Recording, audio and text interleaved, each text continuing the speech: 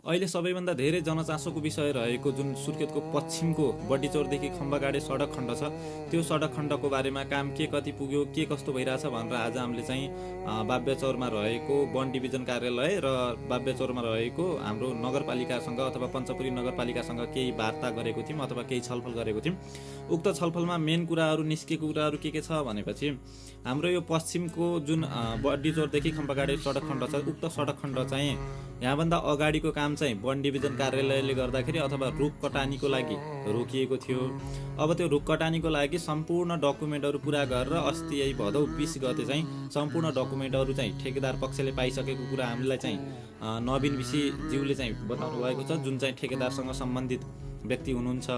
र अब आगामी दिनहरूमा चाहिँ त्यो रुख कटानीले गर्दाखेरि यसको बाटोको काम चाहिँ नरोकिने चाहिँ पक्का भयो। त्यस्तै गरेर अब अर्को कुरा भनेको त्यो जुन कामहरू भइरहेको छ त्यहाँ चाहिँ विभिन्न सामुदायिक वनहरू जोडिएको छन्। त्यो सामुदायिक वनहरूमा चाहिँ हुने के रहेछ भनेपछि त्यहाँ रुख कटानी गर्दाखेरि त्यहाँको सामुदायिक वनका स्थानीय व्यक्तित्वहरूले चाहिँ उक्त रुख कटानी गरेर त्यहाँ रोजगार प्राप्त गर्ने अथवा स्थानीय व्यक्तित्वले नै त्यहाँको रुखहरू कटानी गर्ने भन्ने मागका साथ उक्त कार्य चाहिँ समापन भएको रहेछ अथवा उक्त निष्कर्षमा निस्किएको रहेछ।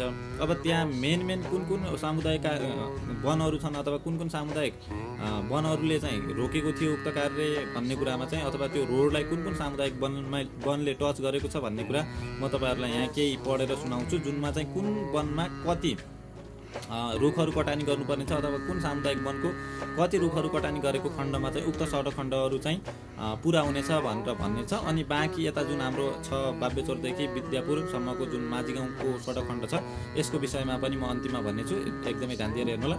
नम्बर 1 मा रहेको छ साजगारी सामुदायिक वन, जुन चाहिँ बराताल 5 मा पर्छ, जसमा 44वटा रुखहरू काट्नुपर्ने छ। त्यस्तै गरेर कालीमाटी सामुदायिक वन उपभोक्ता समूह भन्ने छ, जुन चाहिँ पञ्चपुरीमा पर्छ, पञ्चपुरी 3 मा पर्छ, जहाँ चाहिँ 84वटा रुखहरू काट्नुपर्ने छ।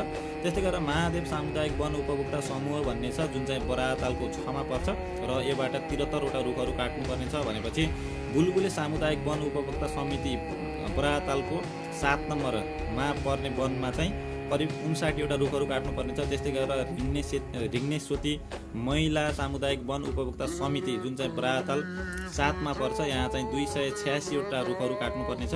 त्यस्तै गरेर अर्को तिलका खाल महिला सामुदायिक वन उपभोक्ता समिति अथवा समूह बराताल 5 मा चाहिँ 6वटा रुखहरू काट्नुपर्ने छ। त्यस्तै गरेर दानकाली सामुदायिक वन उपभोक्ता समिति द्वारा चाहिँ जुन बराताल 6 नम्बरमा पर्छ, त्यहाँ 146वटा रुखहरू कटान गर्नुपर्ने छ। र जुन मेलपानी सामुदायिक वन उपभोक्ता समूह पञ्चपुरी 3 मा रहेको छ, जहाँ चाहिँ 11वटा रुखहरू कटान गर्नुपर्ने छ उक्त रोडको लागि। अब यसमा हामीले सबैभन्दा पहिला भन्नुपर्ने के भनेपछि यो रुख कटानीको लागि त्यहाँका सामुदायिक वनको अध्यक्षहरू जो हुनुहुन्छ, उपभोक्ता समितिको अध्यक्षहरू, त्यहाँको समन्वय गर्ने व्यक्तित्वहरू जो हुनुहुन्छ, उहाँहरूले चाहिँ कृपया तपाईँहरूले हामीले रिक्वेस्ट अथवा यो निर्माण पक्षले चाहिँ तपाईँहरूलाई रिक्वेस्ट गरिसकेको छ, यहाँ हामीलाई सहजीकरण गरिदिनु पर्यो भनेर हामीले त्यो कुरा जानकारी पाएको छौँ। निर्माण पक्षले चाहिँ हामीले उहाँहरूलाई रिक्वेस्ट गरिसकेको छ भन्ने कुराहरू हामीले जानकारी पाएको छौँ। त्यसको लागि तपाईँहरूले चाहिँ सहजीकरण गरिदिनको लागि हार्दिक अनुरोध गर्न चाहन्छ हाम्रो सम्पूर्ण पश्चिमी सुर्खेतको पश्चिमी भेगमा बसोबास गर्ने सम्पूर्ण बासिन्दाको तर्फबाट। त्यस्तै गरेर कामहरू अब यहाँभन्दा पछाडि चाहिँ हामी यदि कामहरू भएन भने, कामहरू नभएको खण्डमा सम्पूर्ण युवाहरू, सम्पूर्ण जनताहरू एकमुष्ट भएर जाग्ने बेला भएको छ। अब यतिखेर विकास भएन भने, अब पानी रोकिए लगतै विकास भएन भनेपछि त्यो विकास कहिले पनि हुँदैन। यहाँ पूर्व जुन ठेकदारहरू हुनुहुन्थ्यो उहाँको हातबाट अहिले गइसकेको छ यो ठेक्का, र जुन नयाँ ठेकदारहरू हुनुहुन्छ अथवा नयाँ तरिकाले बन्दैछ रोड, त्यहाँबाट हामीलाई चाहिँ एकदमै छिटो काम होस् भन्ने हामी कामना गर्छौँ। त्यस्तै गरेर यहाँ राष्ट्रिय वन जुन बराताल 5 मा पर्छ, प्लेट नम्बर 2 मा पर्छ, त्यहाँ पनि 16वटा रुख छन्। त्यस्तै गरेर राष्ट्रिय वन बराताल 5 मै पर्ने प्लेट नम्बर 1 मा चाहिँ प्लट नम्बर 1 मा चाहिँ 60वटा रुख। त्यस्तै गरेर अर्को राष्ट्रिय वन जुन चाहिँ बराताल 6 मा पर्ने प्लट नम्बर 3 मा चाहिँ 79वटा रुखहरू काट्नुपर्ने छ। यो सबै गरेर हामीले धेरै रुखहरू काट्नुपर्ने छ र हामीलाई दिएको मिति अनुसार अथवा टाइम अनुसार अबको 1 महिनाभित्रमा सम्पूर्ण रुखहरू कटान गरेर सकिसक्ने भन्ने आधिकारिक सूचना प्राप्त गरेको छौँ। त्यसैले 1 महिनासम्म हामीले त्यो रुखहरू कटान भएको देखिसक्न पाऊँ र कार्य जुन निर्माण कार्य छ त्यो निर्माण कार्य चाहिँ छिटोभन्दा छिटो चाहिँ अगाडि बढेको हामी सम्पूर्णले देख्न पाऊँ, यही कामना गर्छौँ। र बाँकी रह्यो यो जुन बाब्यचौरदेखि माझी गाउँ हुँदै चुनेरताल हुँदै विद्यापुरसम्मको सडक खण्ड, यो सडक खण्डमा चाहिँ रुख कटानको लागि विभिन्न कागजातहरू, डकुमेन्ट्सहरू पठाइएको थियो स्वीकृतिको लागि।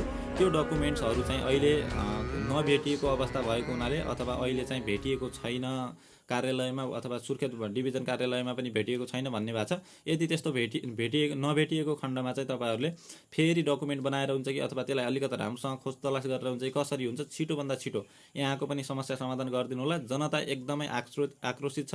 यो जनतालाई तपाईँहरूले चाहिँ आफूले कसरी हुन्छ विकासको काम समयमै सम्पन्न गरेर चाहिँ तपाईँहरूले दिनुहोला। अन्यथा हामी सम्पूर्ण युवाहरू एकजुट भएर अगाडि बढ्नुपर्ने हुन्छ। त्यस्तो अवस्थामा केही नराम्रो पनि हुनसक्छ, केही राम्रो पनि हुनसक्छ। त्यसैले जनता जाग्नुभन्दा पहिला नै तपाईँहरू जाग्नुहोस्। तपाईँहरूले आफ्नो निर्माणको जुन काम छ त्यो कामलाई छिटोभन्दा छिटो सम्पन्न गरेर हामी जनताहरूलाई सुम्पने काम गर्नुहोस्। धेरै धेरै धन्यवाद सम्पूर्ण पक्षलाई।